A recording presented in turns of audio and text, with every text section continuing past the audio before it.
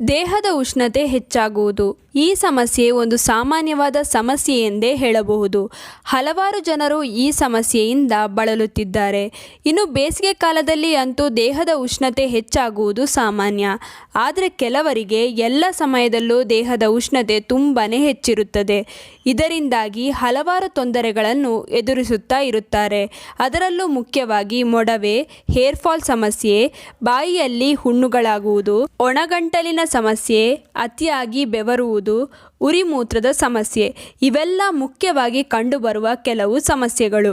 ಅದರಲ್ಲೂ ಮುಖ್ಯವಾಗಿ ಮೊಡವೆ ಹಾಗೂ ಕೂದಲುದುರುವ ಸಮಸ್ಯೆ ಬಗ್ಗೆ ಎಷ್ಟೋ ಜನರು ನಮಗೆ ಕಮೆಂಟಲ್ಲೂ ತಿಳಿಸುತ್ತಾರೆ. ಏನೇ ಬಳಸಿದರೂ ಮೊಡವೆ ಹಾಗೂ ಕೂದಲುದುರುವ ಸಮಸ್ಯೆ ಕಡಿಮೆಯಾಗುತ್ತಿಲ್ಲ ಎಂದು. ಅದಕ್ಕೆ ಪ್ರಮುಖವಾದ ಕಾರಣ ಬಾಡಿ ಹೀಟ್ ಕೂಡ ಆಗಿರಬಹುದು.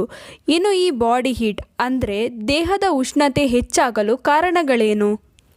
ಅತಿಯಾಗಿ ಖಾರ ತಿನ್ನುವುದರಿಂದ, ಕುರ್ಚಿ, ಸೋಫಾ, ಹಾಸಿಗೆಯ ಮೇಲೆ ಜಾಸ್ತಿ ಹೊತ್ತು ಕುಳಿತುಕೊಳ್ಳುವುದರಿಂದ, ನೀರು ಕಡಿಮೆ ಕುಡಿಯುವುದರಿಂದ, ಸರಿಯಾಗಿ ನಿದ್ದೆ ಮಾಡದೇ ಇರುವುದರಿಂದ, ಅತಿಯಾದ ಮದ್ಯಪಾನದ ಸೇವನೆಯಿಂದ. ದೇಹದ ಅತಿಯಾದ ಉಷ್ಣತೆಯನ್ನು ಹೋಗಲಾಡಿಸಲು ಇವತ್ತು ಒಂದು ಸುಲಭ ಮನೆಮದ್ದನ್ನು ತಿಳಿಸಿಕೊಡುತ್ತೇನೆ. ಇದನ್ನು ಕಡಿಮೆ ಖರ್ಚಿನಲ್ಲಿ ಮನೆಯಲ್ಲೇ ತಯಾರಿಸಬಹುದು. ಒಂದು ಹಿಡಿ ರಾಗಿಯನ್ನು ಹಿಂದಿನ ರಾತ್ರಿ ಚೆನ್ನಾಗಿ ತೊಳೆದು ನೆನೆಸಿಡಿ.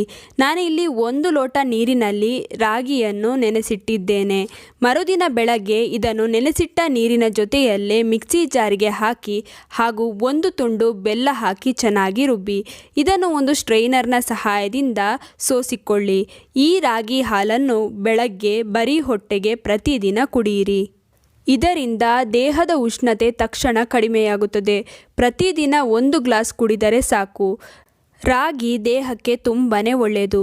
ಇನ್ನು ರಾಗಿ ಅಂಬಲಿ, ರಾಗಿ ಮುದ್ದೆ ದೇಹಕ್ಕೆ ಹೆಚ್ಚಿನ ಶಕ್ತಿಯನ್ನು ನೀಡುತ್ತದೆ. ಹಾಗೆ ರಾಗಿ ಹಾಲು ಕುಡಿಯುವುದರಿಂದ ದೇಹದ ಉಷ್ಣತೆ ತಕ್ಷಣ ಕಡಿಮೆಯಾಗುತ್ತದೆ. ದೇಹವನ್ನು ತಂಪಾಗಿಡುತ್ತದೆ ಹಾಗೂ ಇದು ತುಂಬನೇ ರುಚಿಕರವಾಗಿರುತ್ತದೆ. ಈ ಪೇಯವನ್ನು ಮಕ್ಕಳಿಂದ ಹಿಡಿದು ಯಾರು ಬೇಕಾದರೂ ಕುಡಿಯಬಹುದು. ತುಂಬನೇ ಒಳ್ಳೆಯದು.